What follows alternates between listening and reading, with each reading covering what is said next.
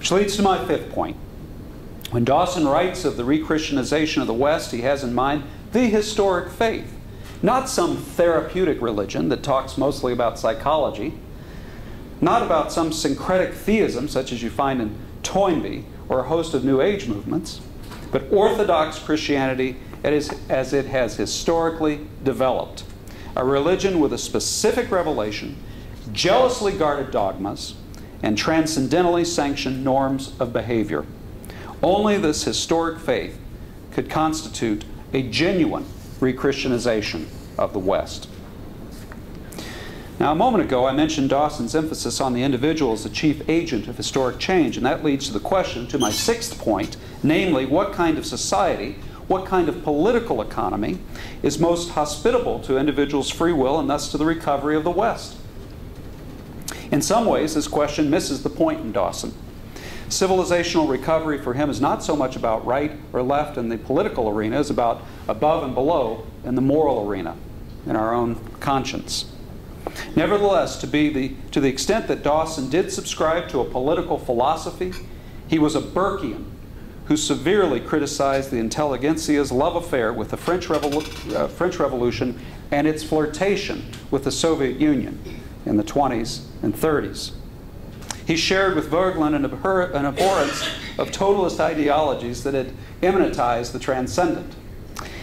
It would, however, be a mistake to regard Dawson as an apologist of laissez-faire capitalism. He was a champion of freedom, to be sure, but of an ordered freedom. It was a freedom disciplined by religion to order our passions, a freedom disciplined by education to order our minds, a freedom disciplined by the rule of law to order our polity, and a freedom disciplined by a humane application of the laws of the marketplace to order our getting and spending. All these various ways of ordering our lives make true freedom possible.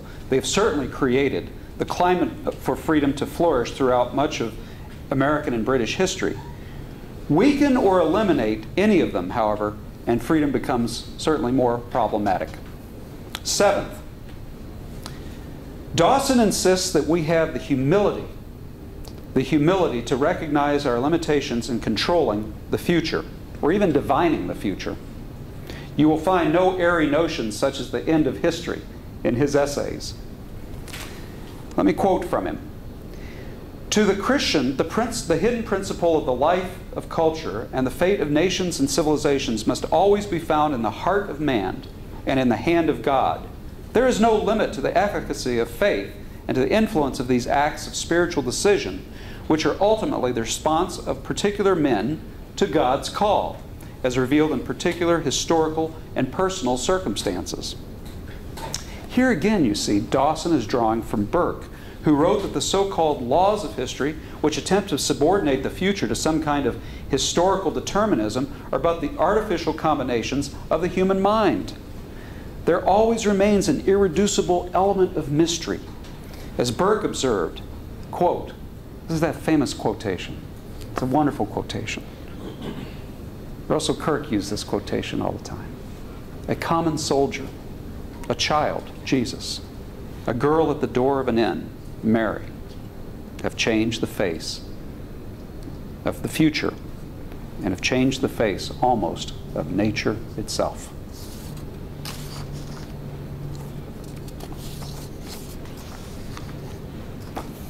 This segues into my eighth and final point. Dawson would counsel us not to abandon hope. And any of you who have heard my talk on Russell Kirk knows that it is also my eighth and final point in my Russell Kirk talk. Here the two really intersect in a strong way. Dawson himself was a man of great hope, not optimism, which only goes as deep as the optic nerve, but the theological virtue of hope, which is quite a different thing. In his essay, Christian Culture is a Culture of Hope, Dawson upbraids those Christians who feel a certain satisfaction, a kind of schadenfreude at the hard times on which liberalism has fallen and the loss of hope in the future of modern civilization. These are the Calvinists and Jansenists who believe that Christianity is a religion of crisis, a judgment that regards even the highest achievements of culture as vitiated by man's fallen nature and doomed to destruction." Close quote. Dawson countered that Christianity, properly understood, does not delight in the frustration of achievement or the condemnation of culture. On the contrary, there is no religion and perhaps no philosophy which is so deeply concerned with man as a part of a community or which attaches a higher significance to history. For Christianity is essentially the religion of the incarnation, of the divine intervention in history at a particular time and in a particular social context. Thus, while Christianity rejects the nonsense that we can reach the end of history, it does not deny the possibility of progress in a deeper sense. It teaches that in the course of time, humanity has been leavened and permeated by a transcendent principle, and every culture or human way of life is capable of being influenced and remolded by this divine influence. Thus, Christianity has always been a culturally creative force to Dawson. Christianity, a culturally creative force. We're not just about turning back the clock. We are to meet with courage and creativity the challenges of the future. To illustrate, Dawson often pointed to the pagan Roman Empire and Christianity's impact on it. He did so because he saw certain parallels between the fall of Rome and our own day, just as Russell Kirk did. Christianity came first into a world which was over-civilized, where the social soil was becoming exhausted and the burden of empire and law was becoming too heavy for human nature to bear. And it transformed and renewed this civilization not by any program of social or political reform, but by revealing the existence of a new spiritual dimension and bringing the light of hope to those who sat in darkness and in the shadow of death. Quote, "The heartless, hopeless Rome, with which its monstrous expression in the Colosseum and the gladiatorial games became the Rome of St. Leo, the Rome of St. Gregory, a city which laid the foundations of a new world, the world of the Christian Middle Ages, while its own pagan world was falling in ruin all around. The remaking of an old culture by the birth of a new hope constituted the paradox of Christendom."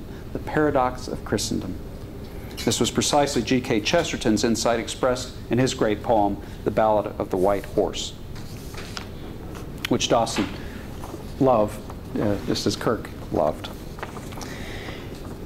Everything depends on whether the Christians of the New Age are equal to their mission, whether they are able to communicate their hope to a world in which man finds himself alone and helpless before the monstrous forces which have been created by man to serve his own ends, but which have now escaped from his control and threaten to destroy him.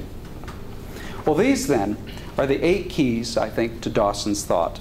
Each of them challenges established intellectual orthodoxies. Each of them shows why Dawson was a sign of contradiction in the modern age, and very possibly a guidepost for the age to come. Thank you.